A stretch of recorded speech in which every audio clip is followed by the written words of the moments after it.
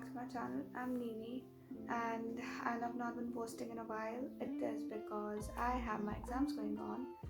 So let's get on with today's video. So today I will be reviewing some of the books and rating their movie adaptations. So these are basically the books which have been converted into movies since they are so good. So let's get on with the video. So disclaimer, this is going to be a spoiler video, so just bear with me, and it is also going to be pretty long, so let's get on. Not in any order. So the first book is The Boy in Stripped Pajamas by Josh Bowen. So people think that this book is only for small children, but think again people, you're wrong. This is from ages 9 to till the time you don't die. You can read it anytime, and I recently finished it, so I'll just tell you a short summary. What basically happens, there's this 9-year-old boy called Bruno. He moves to Auschwitz with his father. His father is a Nazi. He's part of the Nazi army. So they move to Auschwitz, and there is the biggest concentration camp, and there he meets a boy named Shmuel. So this is the thing. Here, this is Bruno, this is Shmuel, and this is the fence, the electric fence. So basically what happens, they become bestest friends forever, and then they keep talking, they keep playing chess from either sides of the fences, and they become buddies for life. So then what happens one day is Shmuel's father, he goes missing. So Bruno is very generous and a very kind friend, so he's like, okay, I'll come and help you, just get me those stripped pajamas from somewhere. So Shmuel gives him some stripped pajamas which the prisoners wear, or I should say the Jewish people wear, and he sneaks inside the concentration camp, and his father, Bruno's father, is supposed to run the camp and supposed to kill the Jewish people. So, and irony, they're best friends. So they become so they start finding his father, but they don't find him. So they end up going to a room where all the people are changing, basically removing their clothes to go into another room, and you know what happens after that. So they also remove their clothes just because they thought they just wanted to go with the flow, and then they go to another room where all the people are naked, and suddenly Bruno's family remembers, oh god, we had a child, he's missing. So they go on to find him, and they are not able to find him. They just find his clothes which are outside the fence, and they don't find him for days. And you know what happened? Bruno also died in the room when the gas was leaked. So this book is actually a heartbreaking book because his father is the one who operates everything, and he's a Nazi army, and he indirectly killed his own child. So this book is pretty heartbreaking. So yeah, and now let's get on to the movie adaptation. Adaptation of the book was pretty good. I'd out of 5 I rated solid 3 because they kept all the things in line. They kind of stuck to the book, and some of the events occurred which were not in the book, which really disappointed me because I am a kind of person, if I have read the book, I want everything according to the book, but that never happens. So some of the things were out of event, and also there were some events where something happened according to a book, it's going well, but then suddenly it's changed. I mean, they change a particular event which is in the book, but they give it their own twist, and that is not good. So this is the thing I didn't like. The casting was perfect, and that is it. I'd give a solid 3. And because somewhere I felt that they're lacking this World War-ish effect, that was good, but it just felt like according to the book, I somehow felt that. So yeah, it's a solid 3. So let's get on with another book now. Book is All the Bright Places by Jennifer Niven. This book is the reason why Jennifer Niven got famous. So what basically happens is there's this guy Finch and Violet. They meet at the bell tower. To they were both planning to jump basically because their lives are screwed up, and they just want to get rid of their life because Finch is a guy who's like called freak by everyone, and his parents are divorced, so he's a lot of drama going on. And also, I don't think he is mentally stable. So, and then there's this girl Violet who just lost her sister in a car accident, who were really close, and they just like met there, and their story begins.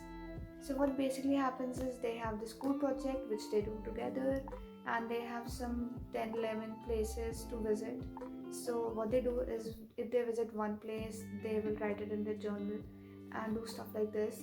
So after visiting almost I don't know 6 or 7 places, or maybe less than that or more than that, they suddenly Finch disappears. He just disappears because, as I said, he wants to die. He has a lot of drama going on and he wants to get rid of it. Or maybe I'm wrong, it's because of his mental stability or the way how people are treating him. But he just wants to die. So while they were roaming around, that during that time, Violet actually came out of a shell. She got out in the world again, whereas Finch started to lose his mind. So I'm not sure why.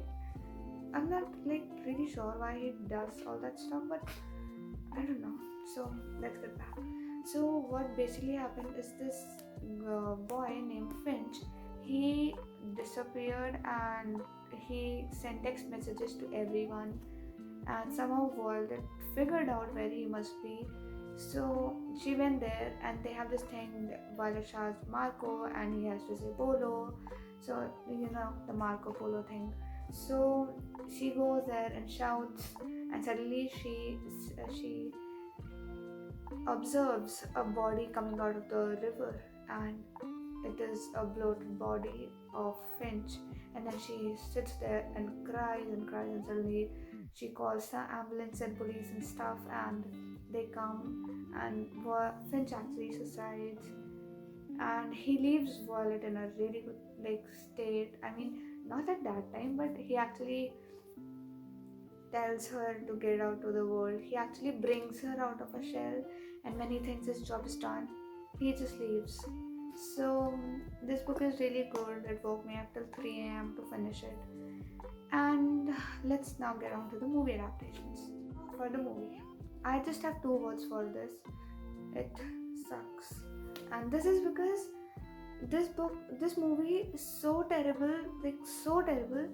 Seriously, I mean, you cannot even relate. After reading the book, you'll be like, what the heck is this? You never think of a movie adaptation just to be so bad. I mean, I just felt it because I've read the book and then I watched the movie, and it just sucked so bad. It's like the directors, producers, whatever's have done, they have opened the book, read it, and they're like, okay, from the first half we'll pick up these scenes, and from the second half we'll pick up these scenes. So it doesn't really make sense. It's like they're just skipping everything and they're just jumping. So I'll give this book a 2 out of 5 because first, for God's sake, they have at least kept some things according to the book. And for the second point I gave to them, it is because they actually added a really good quote at the end, which is, if I remember it correctly, it is, if you don't have a bright place, be the bright place. No, it was when you're looking. No, it was when you're looking for some bright place. No, shit. I don't know. I don't remember the exact quote, but I will try. I mean, I'll tell you something which is sort of somewhere around the quote. It is, if you're lost or something, look for a bright place, and if you don't find a bright place, be the bright place. So it is, I actually found this quote really interesting, and that is it. That is all I can say about the movie, because the book was amazing, and it was really amazing. But the movie didn't even, okay, no, movie didn't even like stood up to my expectations. So I cannot say much. That is it about the movie. It sucks. Let's get on with another book. So the third book is The Knife of Never Letting Go, which is my favorite book. If you have seen the last video, I told you that this is one of my favorite books. This is by Patrick Ness, and I don't have words for this book because this is so amazing. So basically what happened is, like, I'll just, I won't spoil it for you. I want you guys to read it. So I'll just beat around bush for a few minutes so that you just get an idea. Let's get on. Yeah. So there's this town called Prentice Town in the New World. New World is basically after the Spackles are attacked with a germ which killed every woman, and also people can hear whatever is going on in other person's brain. So just imagine, if I'm thinking of something, you people can hear it. So this is actually crazy.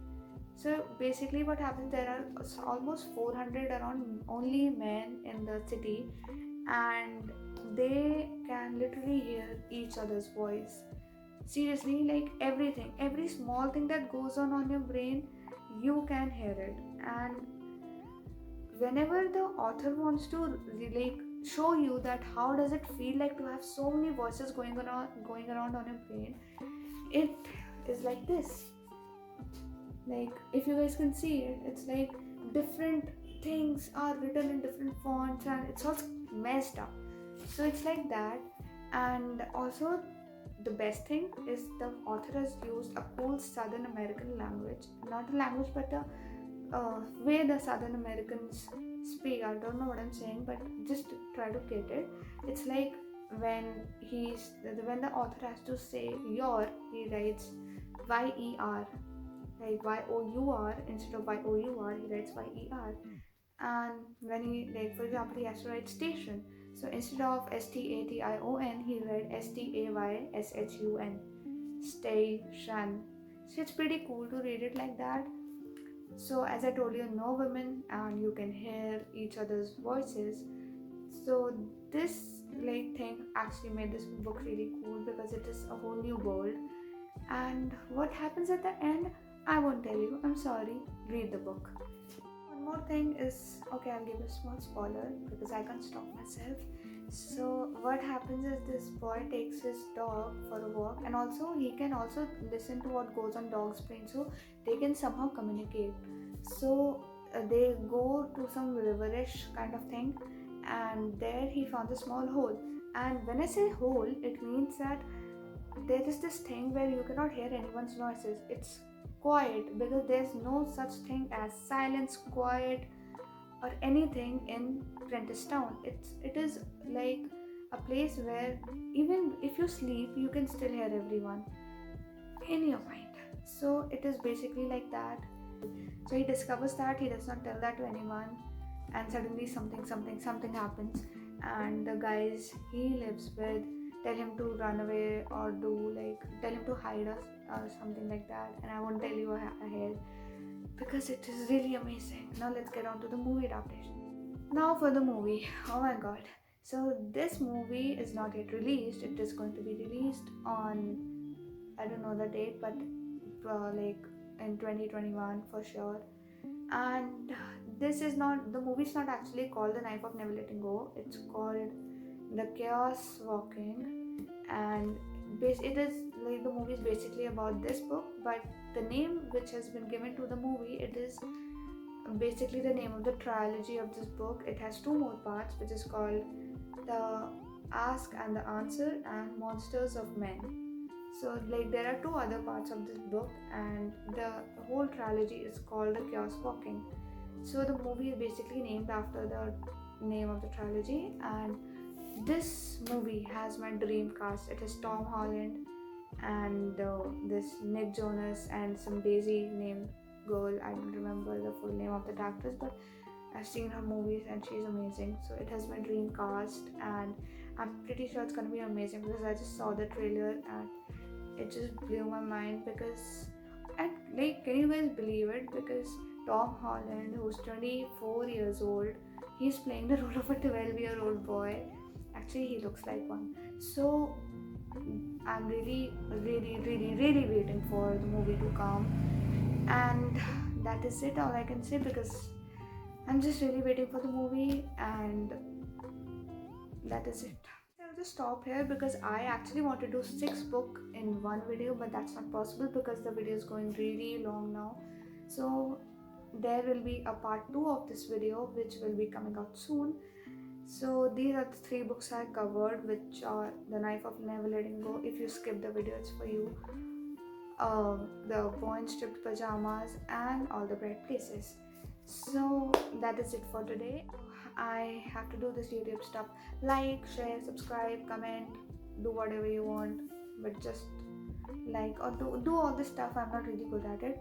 Just do it, and bye. Peace out and spread love.